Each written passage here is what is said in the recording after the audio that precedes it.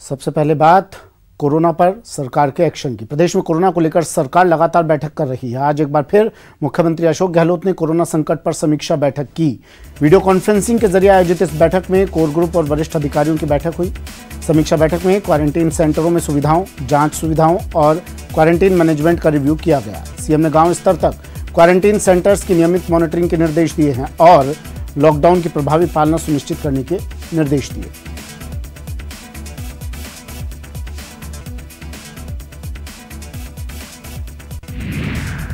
बड़ी खबर आ रही है जयपुर से, जहां मजदूरों को अब 4 घंटे कम करना होगा काम। अब 12 घंटे के बदले 8 घंटे ही मजदूरों को काम करना होगा। कारखाना बॉयलर विभाग ने ये आदेश जारी कर दिए हैं। पहले 12 घंटे का समय इनके लिए निर्धारित था, लेकिन अब इसे 4 घंटे कम कर 8 घंटे कर दिया गया है। श्रम मंत्री टीकाराम जूली ने ये जानकारी दी।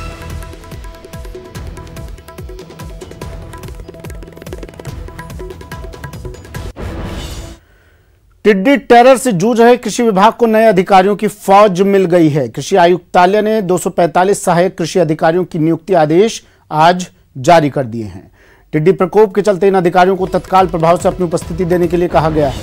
कृषि मंत्री लालचंद्र कटारिया के प्रयास किए जाने के बाद 4 दिन पहले ही आरपीएससी ने इन चयनितों की सूची कृषि विभाग को सौंपी थी।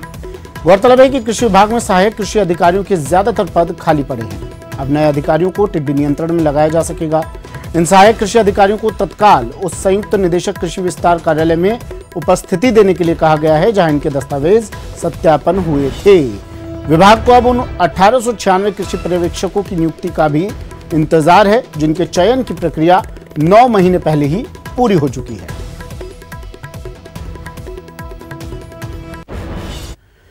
देश भर में कल से शुरू हो रही है हवाई सेवा। जयपुर एयरपोर्ट से इस फ्लाइट्स का कल से संचालन शुरू हो जाएगा। तो हवाई सेवा कल से शुरू हो रही है, एक राहत की खबर तमाम लोगों के लिए, लेकिन इसमें कुछ नियम कायदे अपना कर आप सफर कर सकते हैं।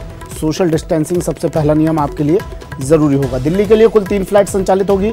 कल से 11 शहरों के लिए 16 फ्लाइट्स चलेंगी। बेंगलुरु के लिए जयपुर से 3 फ्लाइट्स होंगी संचालित। जयपुर से सुबह 5:45 पर पहली फ्लाइट उड़ान भरेगी। सूरत के लिए स्पाइस जेट की फ्लाइट रवाना होगी। देश भर में डोमेस्टिक उड़ानें शुरू होने जा रही हैं। कल से जयपुर से भी उड़ानें शुरू होंगी। तो इंतजार खत्म हो चुका है आपका। कल से आपको कहीं आना जाना हो तो आप फ्लाइट के जरिए जा सकते हैं। सुबह 6 बजे से रात 10 बजे तक घरेलू उड़ानों का आवागमन जारी रहेगा। फिलहाल स्केड्यूल बनकर तैयार है और लॉकडाउन से पहले का जो स्केड्यूल था उसमें बहुत ज्यादा बदलाव नहीं किया गया है। फ्लाइट्स की संख्या को पहले के मुकाबले कुछ कम किया गया है।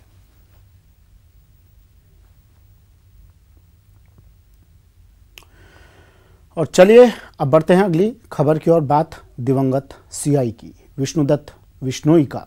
उनके पैतृक गांव श्रीगंगानगर के रायसिंह नगर के लूणेवाला में राजकीय सम्मान के साथ अंतिम संस्कार किया गया। सीआई को गार्ड ऑफ ऑनर देकर उन्हें अंतिम सलामी दी गई। मौके पर मौजूद सैकड़ों लोगों ने नम आंखों से उन्हें विदाई दी। इससे पहले श्रीगंगानगर जिले में उनकी पार्थिव देह को के आते वक्त लोगों ने रास्ते भर उन्हें श्रद्धांजलि दी। दिवंगत सीआई विष्णुदत्त विश्नोई के अंतिम संस्कार के दौरान Sriganganagar SP Hemant Sharma, additional SP Sahiram Vishnoi सहित अन्य पुलिस अधिकारी और प्रशासनिक अधिकारी मौजूद रहे। प्रदेश के चर्चित अधिकारी विश्नोई का शव शनिवार को उनके सरकारी आवास में मिला था। उनकी खुदकुशी की न्यायिक जांच के आदेश दे दिए गए हैं।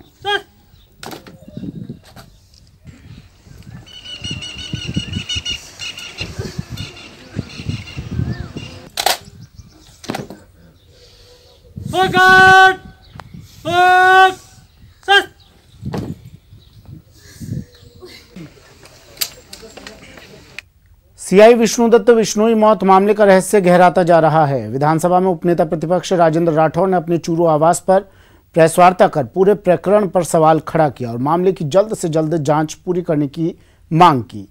इस दौरान राजेंद्र राठौर ने पुलिस के आला अधिकारियों और राज्य सरकार पर हमला बोलते हुए स्थानीय विधायक की भूमिका पर भी सवाल उठाया। उन्होंने राजगढ़ थाने में दर्ज एफआईआर और राजगढ़ की भी जानकारी ली।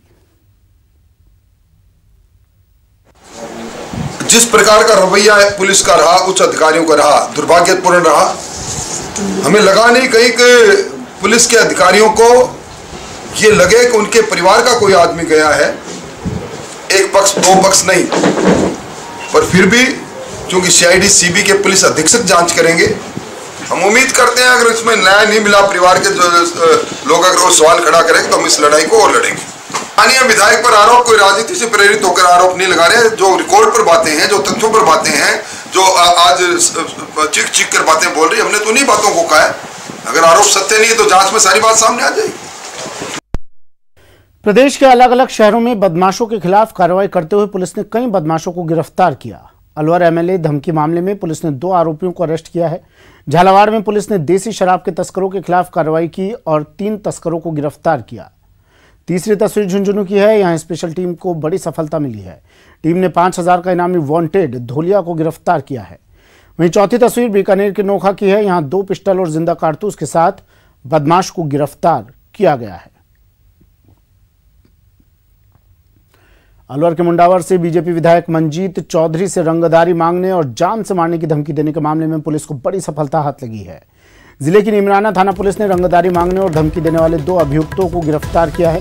पुलिस ने शिकायत दर्ज करवाए जाने के 24 घंटे में अभियुक्तों को गिरफ्तार कर लिया है। पुलिस ने इस मामले में भरतपुर जिले से विष्णु शर्मा और एक प्रदीप नाम के युवा को भी गिरफ्तार किया है। इन दोनों पर पहले से चोरी और हत्या के मामले दर्ज हैं। एक आरोपी पहले से बाल सुधार गृह में बंद है।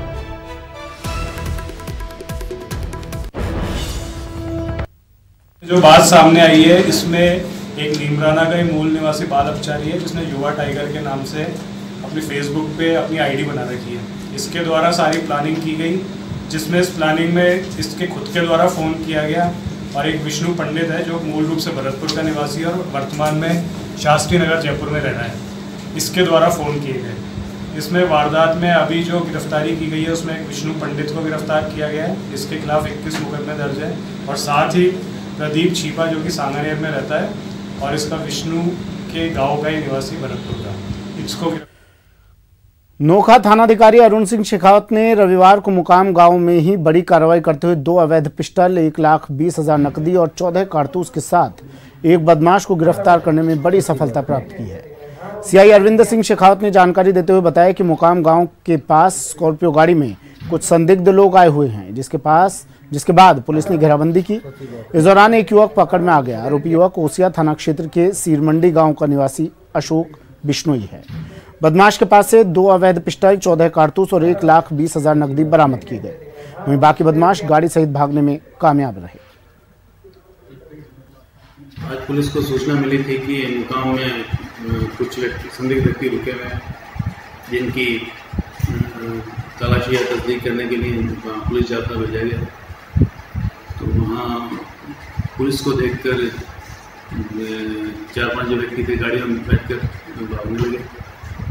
उनमें से एक व्यक्ति को पुलिस ने पकड़ लिया जिसके पास से 2 पिस्टल। झुंझुनू में मठ ठेके पर फायरिंग के बाद बाकरा और राणासर में हुई फायरिंग मामले में पुलिस ने हथियार बरामद कर लिए हैं।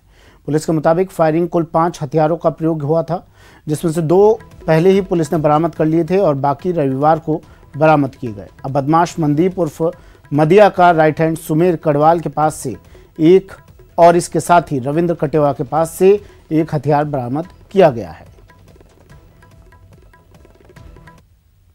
एक आपराधिक गैंग द्वारा फायरिंग करके जो दहशत फैलाई गई थी, उसके संबंध में झुंझुनू पुलिस की विभिन्न टीमों द्वारा लगातार अनुसंधान करके सभी अपराधियों के ठिकानों पर दबिश दी जा रही थी और जो गिरफ्तारशुदा मुलजिम है उनसे लगातार सघनता से पूछताछ की जा रही थी। 16 घातक हथियार बरामद किए हैं, जिंदा कारतूस बरामद किए हैं, मैगजीन बरामद की है और घटना में जो वाहन प्रयुक्त किए गए हैं बोलेरो कैंपर,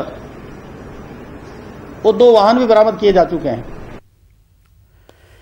झालावाड़ में खाद्य सामग्री परिवहन की आड़ में इन दिनों मादक पदार्थ तस्करी जोरों पर चल रही है। जिले की भवानी मंडी थाना पुलिस ने पिछले 12 दिन में अवैध मादक पदार्थ के खिलाफ चौथी बड़ी कार्रवाई की है। नाकेबंदी के दौरान एक ट्रॉले से प्याज के कट्टों के नीचे छिपाकर ले जाया जा रहा 60 किलो अफीम डोडा चूरा बरामद किया है। मामले में पुलिस ने पंजाब निवासी 3 तस्करों को भी गिरफ्तार किया है। श्रीगंगानगर जिले के सादुल शहर व्यापार मंडल में बारदाने की मांग को लेकर 2 गुटों में विवाद हो गया। देखते ही देखते विवाद इतना बढ़ा कि 2 गुटों में जमकर मारपीट और हाथापाई हुई। तस्वीरों में आप देख सकते हैं कैसे आपस में व्यापारी भिड़ गए और एक दूसरे से हाथापाई करने लगे। मारपीट और हाथापाई का वीडियो सोशल मीडिया पर वायरल है। व्यापारियों के एक गुट का कहना है कि बारदाना वितरण में धांधली हो रही है, जिसे लेकर रविवार को बैठक बुलाई गई थी। उसी दौरान ये नोकझोंक हो गई।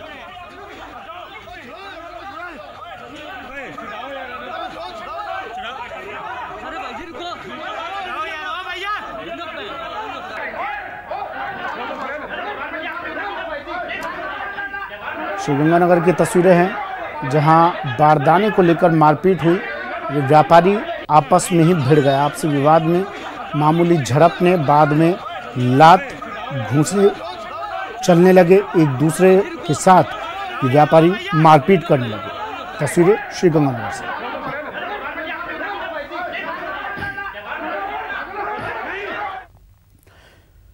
खबर उदयपुर से। उदयपुर के रिको इंडस्ट्रियल इलाके में रविवार दोपहर केमिकल फैक्ट्री में अचानक भीषण आग लग गई। देखते ही देखते आग ने विकराल रूप धारण कर लिया और गोदाम के एक लंबे हिस्से में आग फैल गई।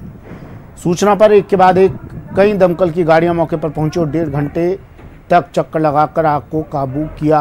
आग लगने के कारणों का पता नहीं चल पाया, लेकिन प्राथमिक तौर पर शॉर्ट सर्किट से ही आग लगने की बात सामने आ रही है।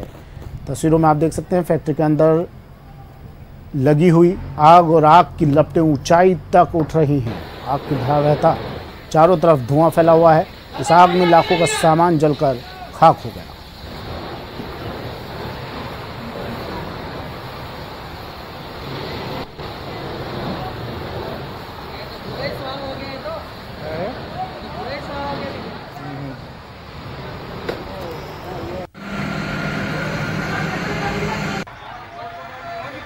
वहीं हनुमानगढ़ के भादरा में एक बिल्डिंग में आग लग गई। आग बिल्डिंग के फर्स्ट फ्लोर पर लगी। ये बिल्डिंग एक व्यस्ततम बाजार में स्थित है। बताया जा रहा है कि आग गणपति प्लाजा के फर्स्ट फ्लोर पर लगी है, जिसमें एक महिला और एक युवक फंस गए। युवक ने बिल्डिंग से कूदकर अपनी जान बचाई। इसके बाद महिला को सीढ़ी के सहारे सुरक्षित बाहर निकाला गया। आग की सूचना मिलती है आसपास के लोगों ने आग बुझाने की कोशिश की और फायर ब्रिगेड को सूचना दी गई। फायर ब्रिगेड की गाड़ियां मौके पर पहुंची और आग पर कड़ी मशक्कत के बाद काबू पाया जा सका। आग का कारण शॉर्ट सर्किट बताया जा रहा है, जिसमें लाखों के नुकसान की संभावना जताई जा रही है।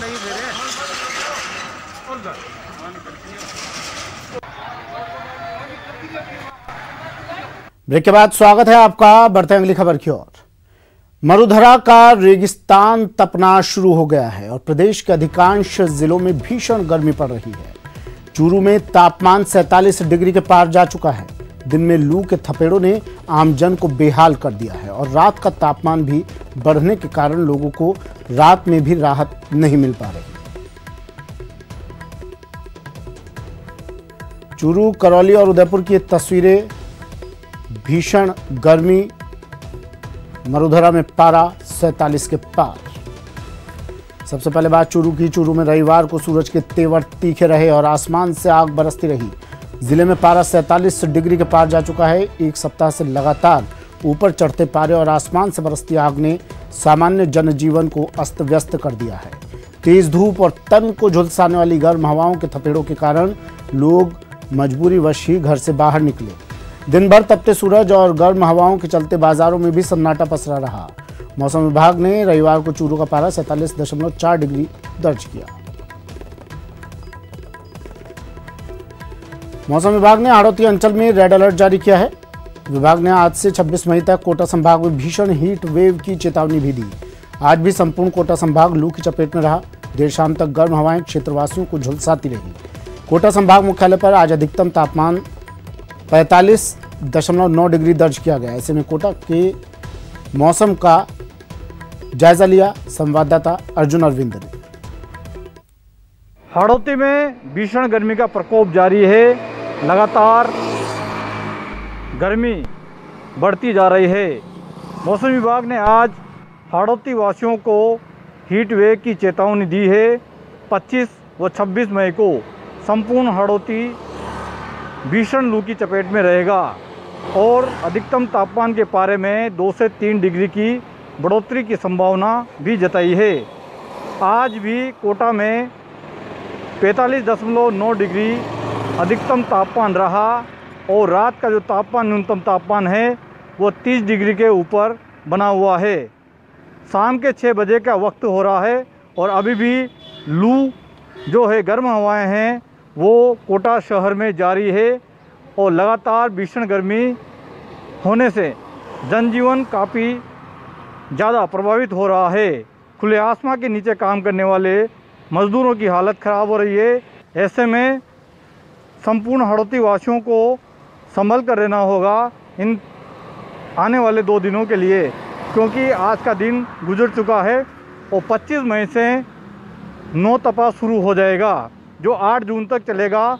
ऐसे में गर्मी से हड़ौती वासियों को राहत मिलने की कोई उम्मीद नहीं है। कोटा से न्यूज़ 18 के लिए अर्जुन अरविंद। झीलों की नगरी उदयपुर में गर्मी अपने रिकॉर्ड तोड़ रही है। कुछ दिनों से तापमान 40 डिग्री के पार हो गया है। ऐसे में जून जुलाई से गर्मी का एहसास होने लगा है। वहीं मौसम विभाग के अनुसार आने वाले कुछ समय तक मौसम परिवर्तन का यह दौर बरकरार रहेगा। साथ ही मौसम विभाग ने प्रदेश के कई जिलों में तेज आंधी और लू की चेतावनी जारी की है। बूंदी में तापमान 45 डिग्री तक जा पहुंचा है और इस बीच नरेगा श्रमिकों को भारी परेशानियों से गुजरना पड़ रहा है।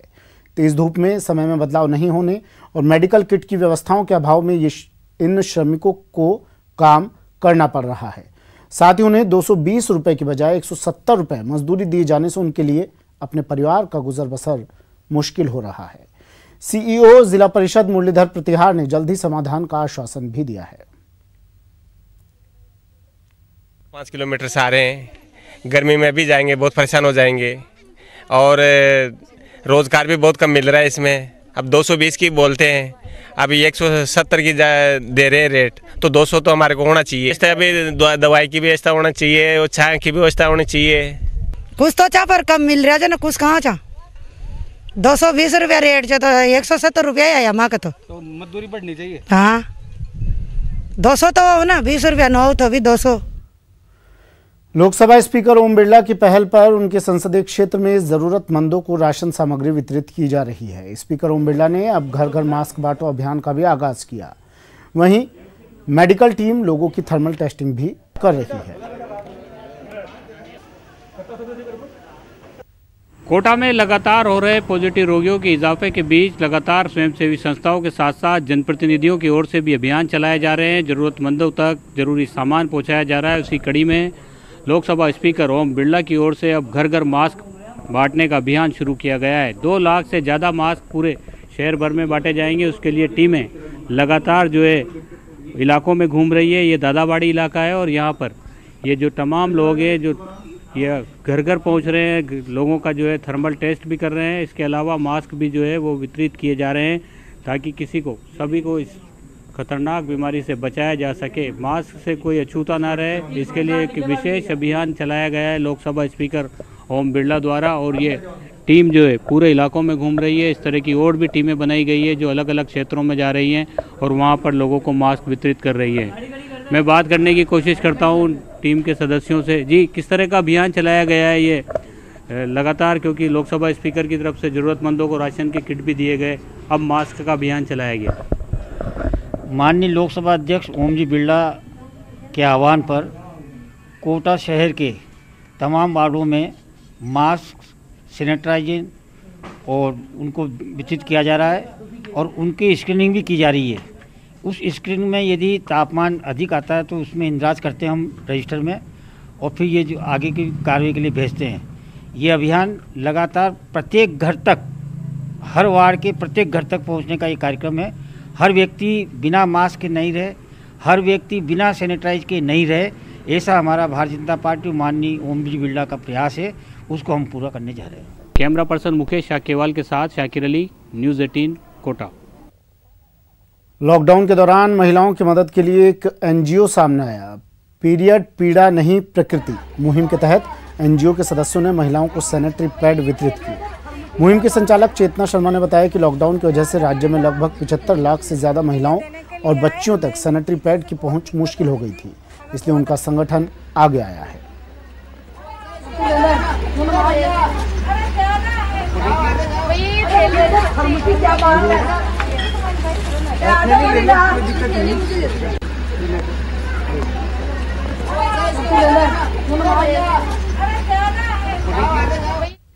चलिए वक्त एक ब्रेक का है। ब्रेक के बाद आपको मिलवाएंगे कोरोना की क्लास टीचर से।